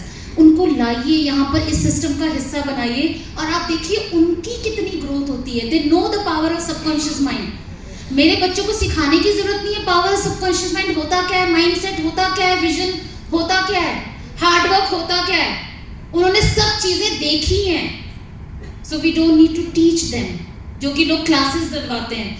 कोई डिप्रेशन नहीं, all the time motivation, all the time positive, all the time think. क्यों हुआ? बिकॉज ये माहौल हमने उनको बचपन से दिया, और ये पैसे से बहुत बड़ी चीज हमने दी है उनकी लाइफ में। पैसा तो है ही, वो तो एक अलग बात है।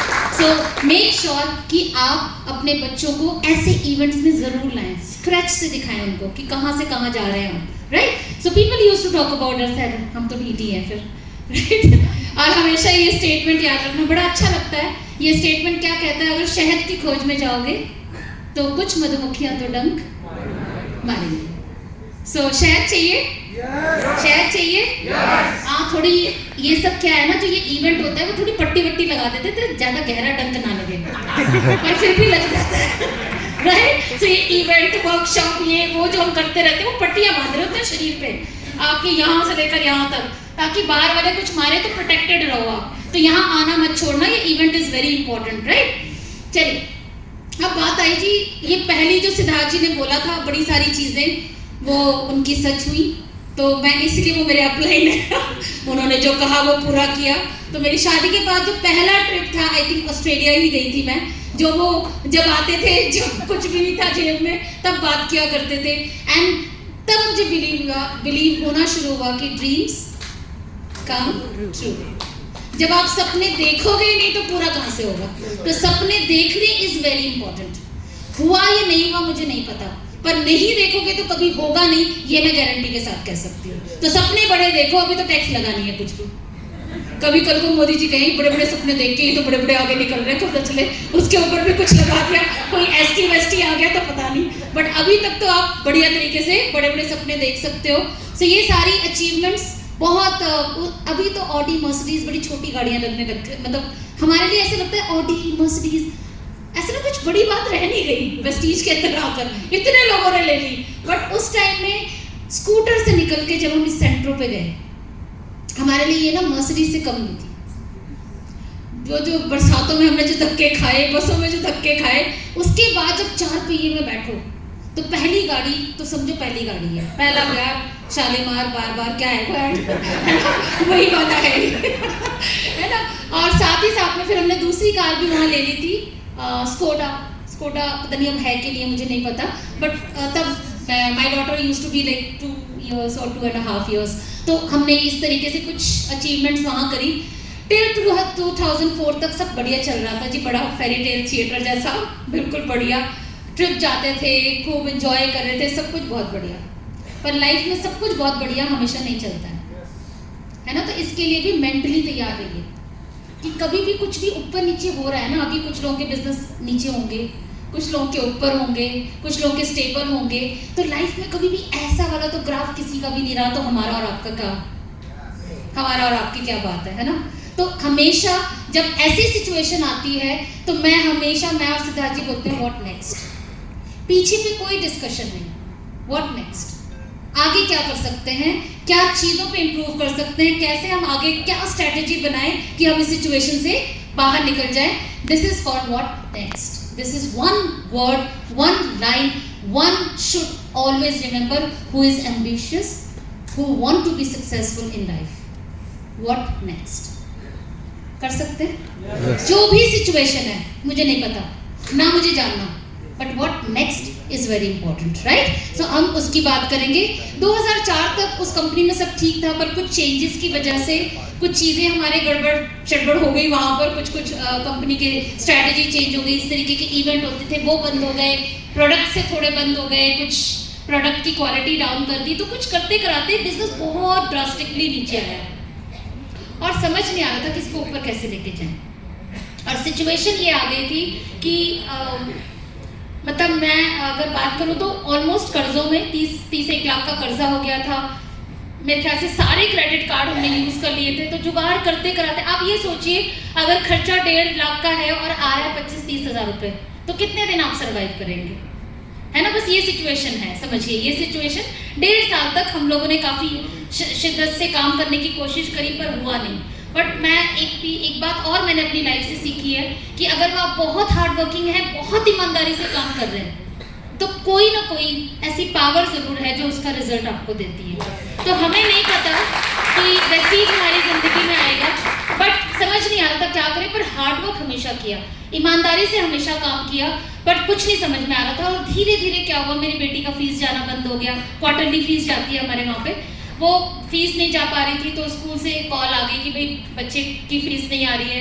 3 महीने से 6 महीने हो गया, और बहुत सारा मतलब ज्वेलरी सब हमने दे दी। तो हम we are not going to talk about all those things, but situation ये थी कि अब एवरी डे का जो एक्सपेंस था उसको मीट करना मुश्किल हो गया था। और मैं आपको सही बताऊँ, आज करोड़ों रुपए, जो हमारे करोड़ रुपए अगर हैं अकाउंट में, एक ऐसा भी दिन था कि जहाँ पर 100 रुपये भी नहीं हुआ करते थे। वो सिचुएशन से निकलने के लिए सिर्फ एक लाइन पकड़ के रखा हमने, वो था व्हाट नेक्स्ट। अब क्या करें ऐसा, तो समझ में नहीं आया। मेरी लास्ट चेन मुझे याद है, पतली सी चेन मेरी बची थी, वो सेट वगैरह जो मिलता है ससुराल और वहाँ से, वो सब कुछ अब वही चीज़ें रह जाती हैं थोड़ा जुगाड़ करने के लिए। तो वो सब निकाल दिया था। घर पे हमने नया घर लिया था, स्कोडा लिया, पहले ये गाड़ी ली, उसके बाद पहले हम 2 कमरों के घर में रहते थे, फिर हमने 4 कमरों का घर ले लिया।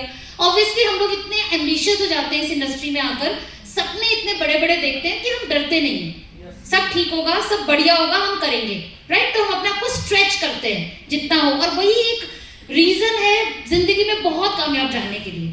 जब तक आप अपने आप को स्ट्रेच नहीं करेंगे, आप बहुत आगे तो बढ़ ही नहीं सकते, राइट। तो वो हमने किया, बट सिचुएशन ऐसे आ गई कि घर पे नोटिस चिपकने शुरू हो गए, क्योंकि वहाँ की EMI नहीं जा पा रही थी। ये गाड़ी उठ गई थी स्कोडा, क्योंकि अगेन आपको पता है बैंक में अगर 2-3 किश्त नहीं जाएगी तो गाड़ी उठा लेते हैं। तो चलो कोई बात नहीं। जब घर पे बात आई तो बहुत मुश्किल हो गया, क्योंकि वही एक छत। और बाई चांस जिस दिन वो चिपका रहे थे, उस दिन हमारे साथ में पड़ोसी ने बोला ये क्या चिपका रहे हैं, तो एक इज्जत, ये दोनों ही बातें। और उस दिन तो मैंने पहली बार सिद्धार्थ जी को देखा कि वो रो रहे थे, बिकॉज मैंने I never seen him cry, कभी भी नहीं। लेडीज रो लेती हैं छोटी छोटी बातों पे, बट मैंने कभी नहीं देखा। और उस दिन हमने डिसाइड किया कि ये घर बेच देते हैं और बेचकर बैंक का दे देते हैं, और हम किसी छोटे शहर में छोटा सा घर लेके, और दोबारा से, क्योंकि मैंने भी अच्छी पढ़ाई करी हुई थी, सिद्धार्थ जी ने भी अपना MBA करा हुआ था, तो हम आराम से नौकरी करेंगे और करेंगे, बस अब हो गया। आप समझे हमारा माइंडसेट कहाँ था? और उस सिचुएशन के बाद भी उठकर यहाँ तक आए हैं, तो कुछ भी हो सकता है, राइट? बट फिर बोलती हूँ ईमानदार रहिए, अपनी मेहनत में कभी कमी मत कीजिए, बिकॉज मैं बहुत स्ट्रांगली बिलीव करती हूँ कि आप अगर ईमानदार और हार्ड वर्कर है ना, रास्ता तो जरूर और जरूर मिलेगा आपको, जरूर मिलेगा आपको, राइट? सो पता चला कहीं से पाली सर ने अपनी कंपनी खोली हुई है, और उसमें तो मैंने बोला सिद्धार्थ यहाँ पे जाके हम जैसे नौकरी ढूंढ रहे हैं ना, तो ट्रेनर तो हम थे ही, तो हम चल के वहाँ पे ट्रेनिंग, भाई डायरेक्ट सेलिंग भी है, तो जाके हम ट्रेनिंग का देख लेते हैं। सिद्धार्थ जी गए, मैं समहाउ उस समय बनारस में थी, अपने मायके में कोई इवेंट था, कुछ था, तो सिद्धार्थ जी गए और बाली सर से मिले। बाली सर ने बोला ठीक है मैं नौकरी तो दे दूंगा तुझे, बट तू प्लान समझ एक बारी, देख तो सही कि क्या है इसमें। तुमने इतना 10 साल तुमने कंपनी में काम किया है, इस इंडस्ट्री का एक्सपीरियंस लिया है, तुझे बिलीव है कि ये इंडस्ट्री पैसा देती है? तो हमने बोला हाँ, क्योंकि हमने बहुत ऐश भी किए इस इंडस्ट्री की वजह से, हमने बहुत पैसे भी कमाए, वहाँ पे भी हम टॉप अर्नर में से one of the top earner थे उस कंपनी के अंदर भी। तो मैंने बोला नहीं उसमें कोई नहीं है, बट अब नहीं हो पाएगा, मतलब मेरा तो फॉर्म बिलीव था, मैं तो नहीं कर रही दोबारा।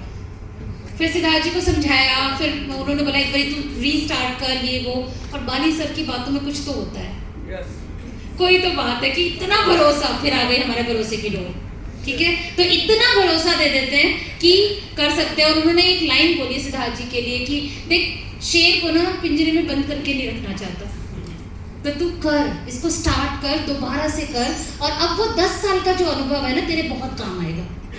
तो कभी कोई ऐसा है ना कि भाई मैंने करके देख लिया है ना, मैं तो करके देख चुकी, ऐसा लगता है जो झंडा ही काट दिया होगा पिछले देखा होगा, कई लोग ऐसे बोलते हैं। तो मेन इम्पॉर्टेंट ये है कि अगर इंडस्ट्री पे भरोसा है तो फिर कोई दिक्कत नहीं है सेकेंड इनिंग खेलने में भी, राइट? तो हम लोगों ने शुरुआत करी 2000, मतलब मेरे को लगता है इस इंडस्ट्री में हमारा जो जन्म असली में हुआ। कई बार क्या होता है ना, हम ये दीवार है, अब दीवार को ही धक्का मारे जा रहे पूरी शिद्दत, ईमानदारी से, पूरी कमिटमेंट, और जो चाहिए मतलब इस दीवार को हटाने के लिए वो हम सब कर रहे हैं, मगर ये दीवार फिर भी नहीं हटेगी। हम गलत जगह अपना एफर्ट लगा रहे हैं, हम गलत जगह, हमने दीवार गलत चूज कर ली है। अगर यही एफर्ट, यही चीज अगर राइट जगह पे लगा दी जाए तो डेफिनेटली उसका रिजल्ट आएगा। तो अब राइट जो हमें मिला वो मिला वेस्टीज, जिसके साथ में हमने शुरुआत करी 2008 में 7 फरवरी, और उसको मैं अपना जन्मदिन, हम अपनी फैमिली का सेलिब्रेशन मानते हैं इसको, क्योंकि इस समय तक हम बहुत टूट चुके थे, ऑलमोस्ट एवरीथिंग, ऐसा लगता था लाइफ क्या, कहाँ जाएं, क्या करें अब, राइट? सो समझ में नहीं आ रहा था उस टाइम। मेरा बेटा मई में हुआ था, बेटा भी होने वाला था तब, तो मतलब समझ में नहीं आता क्या करें। यहाँ से हमने शुरुआत करी, दोबारा चैलेंज तो आएगा, बट यहाँ पर एक माइंड से हमने सेट कर लिया कि इस बारी गेम चेंजर बनना है। इस बारी अगर इस इंडस्ट्री का नाम लिया जाएगा तो सिद्धार्थ चंचल का नाम एक बारी तो जरूर लिया जाएगा। ये माइंड सेट के साथ में हमने अपनी सेकंड इनिंग की शुरुआत करी, और बी अ गेम चेंजर हमने अपने आप में माइंड सेट रखा। सेटबैक्स तो आएंगे भाई, दोबारा से माइंडसेट करना, दोबारा से, ये कहना बहुत आसान है मगर दोबारा से शुरू करना इज वेरी टफ। अगेन कैसे, बहुत सारे चैलेंजेस, जो रिश्तेदार कहते थे अरे क्या लगे पड़े हो, कहाँ काम कर रहे हो, वो साबित हो चुका था कि वो सही थे, है ना? यही हमारे को टेंशन होती है ना। अब वो फिर हमें समझाने आ गए, अरे ये क्या कर रहे हो तुम लोग, दोबारा दिमाग खराब हो गया तुम लोगों का। और इतनी बार मीटिंग करते थे कि जैसे रोटी के लिए नहीं पूछेंगे, अकाउंट में पैसा कैसे आएगा उसके लिए नहीं पूछेंगे, पर इस बात को जरूर बोलेंगे कि क्यों कर रहे हो भाई, मत करो, कुछ और कर लो, बताओ मुझे कि कुछ और क्या कर लें, बताओ ना क्या कर लें, पैसा नहीं है हमारे पास, नौकरियों में नहीं चल सकता अपना गुजारा, बताओ क्या कर सकते, अब बताओ, आप ही लोग बताओ क्या कर सकते हैं। उसका जवाब नहीं होता था, मगर नहीं करो इसके सॉलिड रीजंस होते थे। तो अगेन बहरे और गूंगे बन जाओ, क्योंकि लाइफ आपकी है, डिसीजन आपको लेना है, परिस्थितियां आपकी हैं, आपको समझना है कि क्या मैं करूं या ना करूं। नहीं करने का डिसीजन ले लो तो भी गुड, पर लो आप, किसी के कहने पे मत लो। बस इतना मैं कहना चाहती हूँ। अगर आप करने का भी डिसीजन ले रहे हो तो करो फिर, और नहीं करने का भी डिसीजन ले रहे, डजंट मैटर, पर डिसीजन आपका होना चाहिए। Right right right. सैड मत दो, हम यहीं से निकल रहे हैं सिचुएशन से। राइट। सो माइंड सेट किया, वर्किंग स्ट्रेटेजी चेंज कर दिया। पहले हम दिल्ली एनसीआर बिल्ड करते थे, अब हमने डिसाइड किया कि अब जहां जो भी एक भी बंदा कहीं ऑल अक्रॉस द इंडिया मिलेगा, हम जाके काम करेंगे। Strategy change. इस बार सोचा नहीं, अगर बी अ गेम चेंजर बनना है ना, तो सारे भारत में नेटवर्क होना चाहिए, हिंदुस्तान में अपना राष्ट्र होना चाहिए। और इस माइंडसेट आप समझ लिए, आप समझो कहां सिचुएशन में है, यहां नीचे, और बात कहां की कर रहे हैं। इसके लिए बहुत स्ट्रांग माइंडसेट चाहिए, और बहुत बहुत बहुत बहरा और गूंगा बनना। बहरा और मतलब किसी को ना सुनो ना देखो, बस सीधी बात है। तो not easy, very difficult. But उसके साथ में शुरुआत करी। वर्किंग स्ट्रेटेजी में पैसा तो था ही नहीं जेब में। जब मैं बोल रही हूँ 100 रुपए अकाउंट में होते ही नहीं थे, तो घर से कदम निकालते ही पैसे तो चाहिए। अगर बात हो रही है उड़ीसा में नेटवर्क बिल्ड करना है, जतिन जी से बात हुई, वहां जाना है, तो कैसे करें? वहां जाके होटल भी चाहिए ना, 5 स्टार बट 3 स्टार 2 स्टार कुछ तो चाहिए ना फ्लाइट से, पर ट्रेन की टिकट तो चाहिए ना। पर पैसा नहीं है, और रिश्तेदार हम तो मांग ही नहीं सकते। क्यों नहीं मांग सकते? क्योंकि भैया हम तो जा रहे करोड़पति बनने, जो रिश्तेदार नहीं आया उससे तो बोल ही नहीं सकते। या तो यही अपने क्लोज लोगों से तो बात कर ही नहीं सकते। सो अभी हमने एक जुगाड़ किया। अब इंडिया में डिक्शनरी में अगर आप जुगाड़ शब्द ढूंढोगे तो आपको नहीं मिलेगा, ये सिर्फ हमारी बातों में मिलता है। हम आपस में भारतीय इस बारे में बात कर सकते हैं, जुगाड़। तो वो जुगाड़ क्या था? जब आपके पास कोई रास्ता नहीं बचता ना, उस समय आप देखो, आप कोई ना कोई रास्ता निकाल ही लेते हो। सो वर्किंग स्ट्रेटजी चेंज कर दिया। उसको हमने क्या बोला, देखो मदद ले लेनी चाहिए, ज़्यादा ईगो पे नहीं रखना चाहिए। तो हमने उससे बोला, एक सिद्धार्थ जी के फ्रेंड थे, उनका ट्रैवल का काम था, तो हमने उससे बोला भैया देख ये सिचुएशन है, हमारे पास पैसा नहीं है, बट हम काम कर रहे हैं, इस महीने जो भी चेक आएगा उसमें से हम कुछ अमाउंट तेरे को देंगे, कुछ अमाउंट हम अब घर में लगाएंगे। तो उसने बोला चल कोई नहीं। मैंने कहा 6 महीने का तुमसे वो चाहिए हमें हेल्प, और उसके बाद में हम कैसे ना कैसे करके दे देंगे। और उन्हें पता था कि हम ईमानदार हैं। फिर वही बोल रही हूँ, आपकी छवि क्या है मार्केट में, वो बहुत इंपॉर्टेंट है, राइट। सो आप ईमानदार होने चाहिए, हार्ड वर्किंग होने चाहिए। सिचुएशन कभी ऐसा आ जाए 10 लोग आपको हेल्प करने के लिए तैयार होंगे। सो उनसे बात कर आके उन्होंने बोला कोई बात नहीं आप करो, और 6 महीने की कोई दिक्कत नहीं है, हम कर लेंगे जैसे भी होगा। तो टिकट विकेट और थोड़ा सस्ते में रहना खाना ये सब हमने जुगाड़ करा। मुझे नहीं याद कि सिद्धार्थ जी 20, 22, 25 दिन कभी भी घर में रहे हो। इनिशियल 3 साल तो आप समझो, no anniversary, no birthdays, no शादी ब्याह, नो इवेंट्स। इवन दिवाली से पहले भी हमारे यहाँ तो दिवाली इतनी सेलिब्रेशन है, लोगों का बिजनेस है, तो हमें क्लोज करना पड़ता है, अदरवाइज वो दिवाली में भी किसी के घर बैठ के प्लान दिखा दे। और उस समय मेरी फुल प्रेगनेंसी चल रही थी, तो मैं दिल्ली एनसीआर में काम करती थी। इस तरीके से हमने काम करना शुरू किया। जो पैसा आता था थोड़ा अमाउंट हम उसको दे देते थे, और बाकी अपने खर्चे पानी और जो भी हमारा जो मतलब इतने कर्जे थे उसकी किश्त बिछ जाती थी। करते कराते इस टाइम से निकले। मुझे लगता है पहले महीने का चेक हमने इस सिस्टम से लिया था 56,000 सॉरी। तो कोई ये कहे कि भाई 100 से शुरुआत होती है, तो ऐसा नहीं है, राइट। तो हमारे साथ में कुछ लीडरशिप आई थी, जो उस कंपनी के साथ में लोकेश जी को जानते होंगे आप लोग, लोकेश जी, प्रीतम, सतपाल, ऐसे बहुत सारे और भी XYZ बहुत सारे लोग आए थे। उनके साथ पहला महीने का हमारा चेक 56 और 57 का बना था, फिर 87, फिर 105। हमारा साल के अंदर ही ऑलमोस्ट 3 लाख पे पहुंच गए थे। तो स्पीड, ज़रूरत और ये सारी चीज़ें आपको काम करवाती हैं। और स्ट्रेटजी बहुत इंपॉर्टेंट है। अब अपने अपलाइन के साथ स्ट्रेटजी पे बैठे हैं, ऑल अक्रॉस द इंडिया और दिल्ली, कौन सी लैब, कितनी LOB, कितना एक्टिविटी, वो सब जब प्लान करके आप एक्शन लेते हैं तो आपका डेफिनेटली बिजनेस बहुत अच्छा होता है। और कई लोग सिर्फ करते रहते, तो वहाँ पर वो बिजनेस उतना अच्छे से आप ग्रो नहीं कर सकते, है ना। ये you can talk about your upline. Strategy में बहुत काम किया हमने, चैलेंजेस आए, मैंने बता दिया बहुत आए, दोबारा से वही सब माइंडसेट का गेम है सारा। सेट कर लो अपना माइंड, सब चीज़ें सेट हो जाती हैं, ठीक है। मुझे लगता है set your mind set the life, ये है अच्छी अगली ट्रेनिंग बना लेंगे, set your mind set the life, very good, है ना। सो हम ये कर सकते हैं। देन इसके बाद बहुत सारी सेकेंड इनिंग में मैंने बताया मैं फुल टाइम प्रेगनेंसी थी, ये आई थिंक 1 साल के अंदर हम पिछली कंपनी में जब हमारा बहुत डाउन था, तो उस टाइम में वहाँ के जो मालिक थे उन्होंने हम टॉप लीडरशिप को बुलाया, और टॉप लीडरशिप को बुला के बोला कि अब वो ड्रीम बिल्डिंग और थोड़ा एक्साइट करने के लिए कि what is your next dream. अब भाई बिजनेस इतना नीचे आ रखा है, व्हाट इज नेक्स्ट ड्रीम के बारे में कैसे सोचे, पर हम लोग भी ऐसे शेर वाले लोग हैं। अभी आपसे पूछे what is your next car, तो फट से आप बोलोगे ऑडीज और ये वो बोलते हैं ना अपन लोग, है ना, जो लीडर्स हैं यहाँ पर, है ना हम लोग। तो हमने बोल दिया, अभी सिद्धार्थ जी ने बोला मर्सिडीज। अब मैंने सिद्धार्थ का से मैंने कहा सिद्धार्थ अभी तो कर्जे ही नहीं निपट रहे और तुम मर्सिडीज की बात कर रहे हो। सिद्धार्थ जी को कभी देखा है किसी, मतलब क्लोज वालों को छोड़ दो, बाकी तो एक्सपीरियंस ही नहीं किया। वो सिद्धार्थ ने बोला, मैंने बोला भाई थोड़ा सोच समझ के बोलो, मतलब अभी कर्जे वर्जे, भाई औरतें समझदार होती है, ladies we are intelligent, right. तो हम होता है यूँ है कि अब डेफिनेटली मुझे लगता है पहले कर्जे वर्जे तो निपटाएं, तो मर्सिडीज तो बाद में। अब जी हो गई बात, इसमें ने बोला हाँ मर्सिडीज। तो अब अगले दिन की बात आ गई भी, हमारे उधर सरिता विहार एक रोड है जहाँ पर सारी लग्जरी कार्स के शोरूम है। बुला लिया जी, कल वहीं मिलेंगे जी, सब लोग अपना ड्रीम बिल्डिंग करेंगे, वहाँ जाके हमें जैसे सिखाया जाता है। मैं और सिद्धार्थ चले गए, बोल दिया है तो वहाँ गए तो वहाँ तो कोई दिखा ही नहीं। वो तो उसी दिन की बात है, पीछे से आया होगा कि कौन बोलेगा, 2 ही लोगों ने बोला, तो वो एक बंदा नहीं आया, हम पहुँच गए।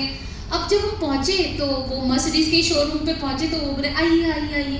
वैसे मैं बता दूँ, जेब में कुछ हो ना हो, बट आप शोरूम के अंदर जाओगे आपको चाय पानी सब मिलेगा, ये मैं बता दूँ आपको, राइट। तो हम तो गए, अब था ही नहीं जब इतना, तो मैंने कहा क्या ही आ गए, चल देख, अरे आ गए तो देख लेते हैं ना, देख लेते हैं। मैंने कहा अच्छा चलो ठीक है। तो हम अंदर गए तो मैडम चाय लेंगी, कॉफ़ी लेंगी, मैंने कहा भाई मिल ही रहा है, मैं कहा कॉफ़ी चाहे कुछ भी पिला दो, कोई दिक्कत नहीं है। वो बिस्किट के साथ, बड़े शोरूम में बिस्किट भी मिलता है साथ में, ये मुझे पता है। तो हम लोग गए वहाँ बैठे, फिर बोले जी चलिए अब टेस्ट ड्राइव ले लेते हैं। तो हमने बोला ठीक है भैया, चले गए बाहर। जब उससे पहले ना मुझे लगता था 4 पहिया, ये लोग बेवकूफ़ है जो 70-80 लाख रुपए ऐसी मर्सिडीज और इस पे लगाते हैं, ये मेरा थॉट प्रोसेस था तब। बट उस दिन चेंज हुआ, जब हम लोग बैठे, एक तो सबसे पहले जब आप लग्जरी कार में बैठते हो तो थोड़ा बॉडी ना ऐसी हो जाती है जैसे पता नहीं आपने क्या ही ये मैं फील बता रही हूँ आपको सीरियसली। मतलब उससे पहले मुझे लगता था बेवकूफ़ी है कि 70 लाख हुई तो 15 मिनट में मैं भी पहुंच जाऊंगी, 15 मिनट में ऑडी वाला भी पहुंचेगा, क्या ही फर्क पड़ता है ना, रोड और सब कुछ सब बराबर है, फर्क पड़ता है। तो हम जब बैठे तो उसने गेट खोला तो मैंने भी बड़ी तड़ी में बैठी, भी दिखाना पड़ता है, ऐसे तड़ी में बैठे हम भी ऐसे। और जब हम रोड पे जा रहे थे ना यार, उस टाइम में लोग, मतलब साइड वाले लोग जो थे वो ऐसे एक बार तो पलट के देख रहे थे, और ये फर्क मैं बस समझी, ऐसे बात तो है इसमें कुछ, तू ही नहीं समझती इस बात को, तेरे लिए तो पैसा तू पता नहीं क्या करेगी। तो मैंने कहा नहीं और सब देख रहे हैं ऐसे, तो जैसे सब देखते तो हमारा एटीट्यूड थोड़ा चेंज नहीं हो जाता ऐसे। तो थोड़ा मेरा भी विंडो साइड में ऐसा लगा कि हम भी कुछ कुछ कैरी करते हैं, हम भी कुछ भाई साहब। उस दिन लगा कि नहीं वाकई में एक बड़ी कार का भाई बनी है चीज़ें तो एंजॉय करने के लिए बनी है, और हम उसके लिए नहीं बने, ऐसा क्यों मान के चले, है ना। दुनिया में सबसे लग्जरी चीज़ के लिए हम क्यों नहीं बने हैं, ऐसा हम पहले से क्यों मान लें। तो उस दिन डिसाइड किया कि यार ये वाली कार तो होनी चाहिए, और मज़ा आता है इसके अंदर बैठकर। वो था कब, 10 साल पहले। उसके बाद भूल गए क्योंकि जेब में पैसा होना चाहिए, उसके लिए भी बड़ा सिचुएशन सब कुछ ये वो।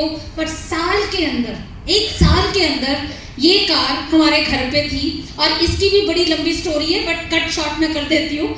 ये बाली सर ने, हमें भी नहीं पता था कि ये कार मिल रही है, बाली सर ने आई थिंक पंजाब में लुधियाना में कोई इवेंट हुआ था शायद, और 5 तारीख को कोई मतलब वैसे ऐसे था, हमारा जो वैफ होता है वेस्टीज अवार्ड फंक्शन, वैसा एक इवेंट हुआ था। तो सिद्धार्थ को बताया नहीं था, या सिद्धार्थ जी ने शायद हमें नहीं बताया होगा, क्योंकि घर में हम 2 लेडीज़ 2 लेडी और इंटेलिजेंट, डबल इंटेलिजेंट। तो अब ये बात अगर वो कहेंगे तो हम डेफिनेटली थोड़ा सा तो अपोज करेंगे कि भाई पहले ये चीज। वैसे कितने लोग मेरी बात से सहमत है कि पहले कर्ज उतारने चाहिए? आधे कह रहे नहीं भाई, बोले कि नहीं बोले, बोले कि नहीं बोले। दोनों अपनी सिचुएशन के हिसाब से। तो ये वहाँ गए, वहाँ से उन्होंने कार ड्राइव, सर ने बोला ले जा।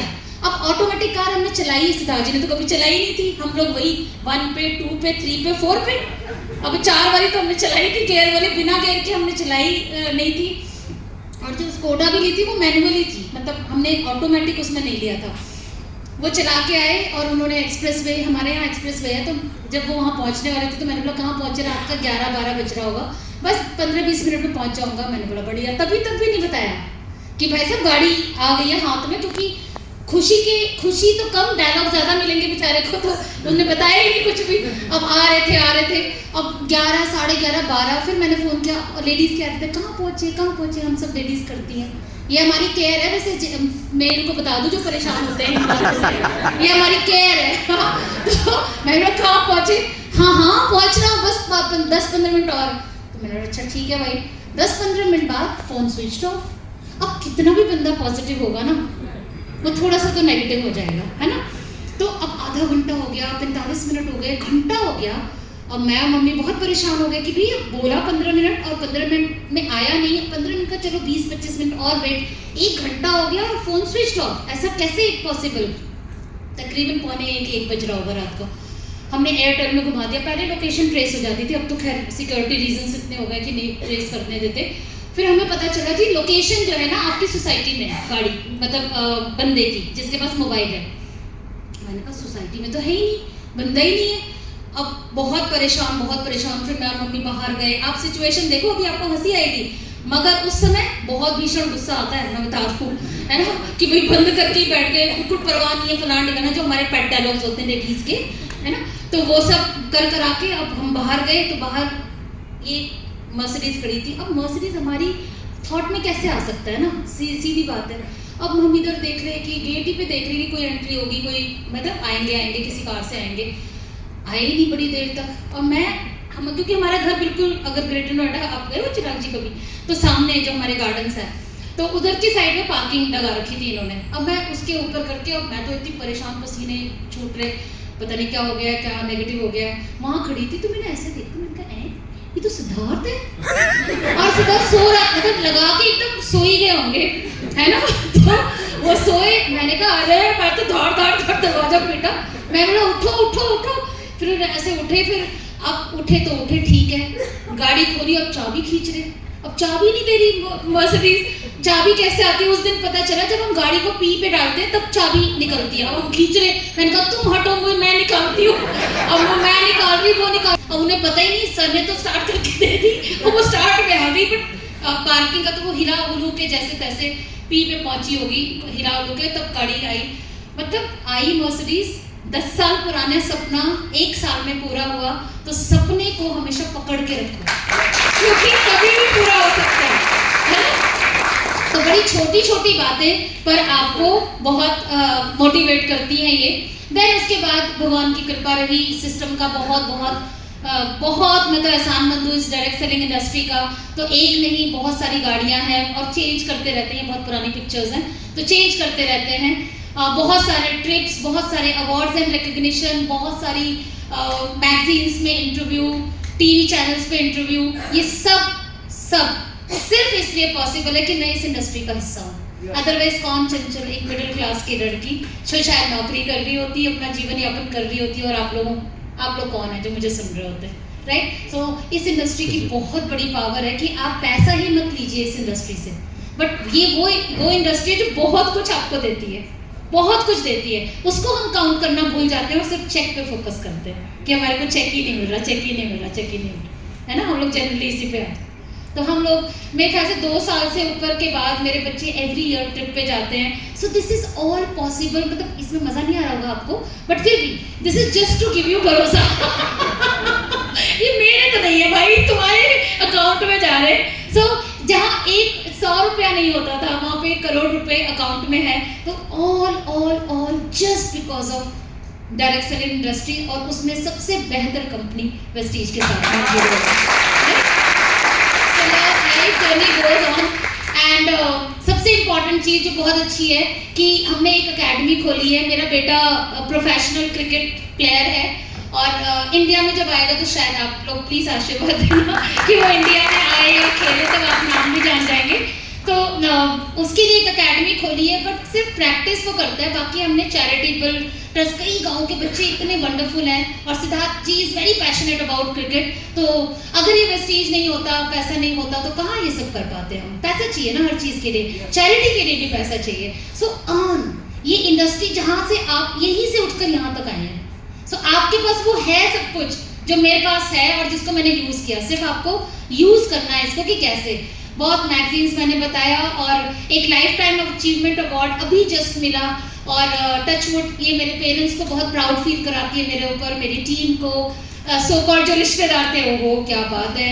और ये सारी चीज़ें, यहाँ पर 7,000 लेडीज़ थी, और स्मृति ईरानी जी और बहुत गवर्नमेंट अथॉरिटी से मतलब उनसे अवार्ड मिला। This is something very very precious for me. And यहाँ पे मेरी डॉटर ने मुझे बोला, you are idol for me. It is the best compliment which I got from my daughter, कि आप मेरी आइडल हैं, क्योंकि आपने इतने सारे लोगों की लाइफ में चेंज किया है, उनकी ज़िंदगी में सही मायने में, एक्चुअल मायने में आपने उनकी ज़िंदगी में एक बेहतरी की तरफ कोशिश करी है। सो इट इज़ समथिंग जो पैसे से बहुत ऊपर है। जब आप इन चीज़ों में आ जाएंगे ना, तो पैसा शायद आपको थोड़ा छोटा लगने लग जाए, ये चीज़ें बहुत बड़ी हैं उसके आगे, राइट। एंड वुमेन एम्पावरमेंट, जो लेडी खुद ही एम्पावर मैं जो खुद एम्पावर नहीं थी, कुछ नहीं था, इस इंडस्ट्री ने मुझे एम्पावर किया कि आज वुमेन एम्पावरमेंट प्रोग्राम में आप सबको एम्पावर करने की कोशिश करती हूँ। सो ये industry is a wonderful industry, and thank you so much कि ये इंडस्ट्री मेरी लाइफ में है और यही इंडस्ट्री आपकी लाइफ में है। वेस्टीज आपके साथ है, बस इतना भरोसा रखिए अपने ऊपर, सिस्टम के ऊपर और इस इंडस्ट्री के ऊपर। बाकी कुछ चाहिए ही नहीं, बाकी काम करना है वो तो हम करते ही हैं, राइट। सो नेक्स्ट सेशन से पहले